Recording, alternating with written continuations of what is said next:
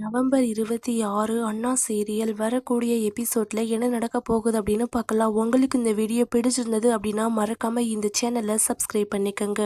ரத்னா உண்மையாலுமே இறந்துட்டாங்க அப்படின்னு போஸ்ட்மார்ட்டம் பண்றதுக்காக போலீஸு டாக்டர் எல்லாருமே மார்ச்சூரிக்கு கொண்டுட்டு போயிடுறாங்க. ரத்னா எங்க போனா அப்படின்னு சண்முகமும் அவங்க ஃபேமிலியும் எல்லா பக்கமுமே தேடி பார்த்துக்கிட்டு இருக்கிறாங்க.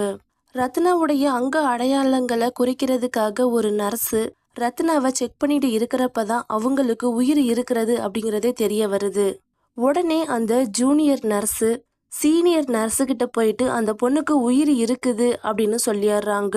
அந்த சீனியர் நர்ஸும் ரத்னாவை ஃபுல்லாவே செக் பண்ணி பார்த்துட்டு யாருன்னே தெரியாத ஒரு அனாதை, இவளை வச்சு நம்ம எப்படியாவது நிறைய பணம் சம்பாதிச்சிடணும், அதனால இவளை ஆளை வச்சு கடத்தணும் அப்படின்னு தனியாக போய் ரவுடி பசங்களுக்கு கால் பண்ணுறாங்க. ஒரு அனாதை பொண்ணு இந்த ஹாஸ்பிட்டலில் உயிருக்கு போராடிக்கிட்டு இருக்கிற அவளை நம்ம கிடத்திட்டோம்னா கிட்னி, இதயம், கண்ணு அப்படின்னு நிறைய பார்ட்ஸை நம்ம கோடிக்கணக்கான பணத்துக்கு விற்க முடியும் அப்படின்னு சொல்லிடுறாங்க. நீங்கள் உடனே ஹாஸ்பிட்டலுக்கு கிளம்பி வாங்க, வந்த உடனே அது என் தங்கச்சின்னு சொல்லி அழுக ஆரம்பிங்க, அப்போ தான் எல்லாருமே நம்புவாங்க அப்படின்னு சொல்லிடுறாங்க.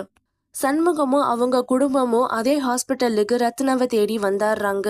கடற்கரையில இருந்து ஒரு பொண்ணை போலீஸ் இங்கே தான் கூட்டிட்டு வந்து அட்மிட் பண்ணியிருக்கிறாங்க அப்படின்னு சொன்னாங்க. அவங்கள நாங்கள் பார்க்கலாமா அப்படின்னு ரிசப்ஷனில் கேட்குறாங்க. அந்த பொண்ணு உயிர் போயிருச்சு, போஸ்ட்மார்ட்டம் பண்ணுறதுக்காக மார்ச்சூரிக்கு கொண்டுட்டு போயிருக்கிறாங்க அப்படின்னு சொல்கிறாங்க. உடனே சண்முகம் பதறிறாங்க, ரொம்பவே அழுகவும் ஆரம்பிக்கிறாங்க. அந்த ரவுடி பசங்களும் இந்த பொண்ணுங்களுடைய அண்ணன் நான் தான் அப்படின்னு சொல்லிட்டு ரத்னாவை கடத்தி கொண்டுட்டு வர்றாங்க. அந்த வழியாக தான் சண்முகமும் அவங்க குடும்பமும் போகிறாங்க.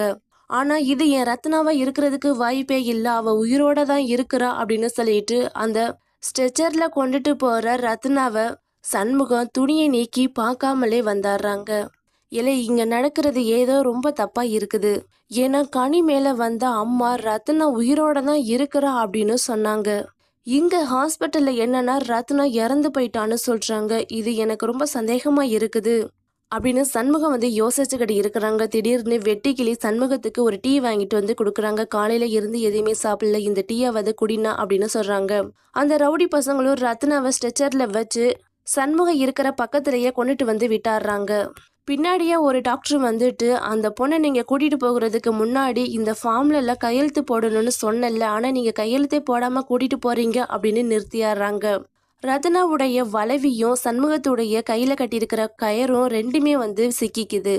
ஆனால் சண்முகம் அந்த கையை எடுத்து துணிக்குள்ள வச்சு மூடி வச்சாடுறாங்க. ஹாஸ்பிட்டலில் இருக்கிற முருகனுடைய ஃபோட்டோவை பார்த்துட்டு, முருகா நான் உன்னைய ரொம்ப தப்பாக பேசிட்டேன், என் தங்கச்சி உசுரோட தான் இருக்கிறா, அவளை மட்டும் என் கண்ணில் காட்டிறேன் அப்படின்னு கையெடுத்து தலைக்கு மேலே கும்பிடும் போது ரத்னா முகத்தில் மூடியிருந்த துணியும் சேர்ந்து விலகிறது. சிவபாலன், வெட்டிக்கிளி உடன் கூடிய 3 பேருமே சண்முகம் இது நம்ம ரத்னா அப்படின்னு சொல்கிறாங்க. அப்போ தான் ரத்னாவையே பார்க்குறாங்க. ஆனால் அந்த ரவுடி பசங்க ரத்னாவை கடத்திட்டு போகிறதுக்காக ஸ்ட்ரெச்சரை எவ்வளவோ இழுக்கிறாங்க. ஆனால் சண்முக காலில் மிதிச்சுக்கிட்டு பயங்கர கோவத்தோட அந்த ரவுடி பசங்க எல்லாரையுமே அடி வெளுத்து கட்டிக்கிட்டு இருக்கிறாங்க.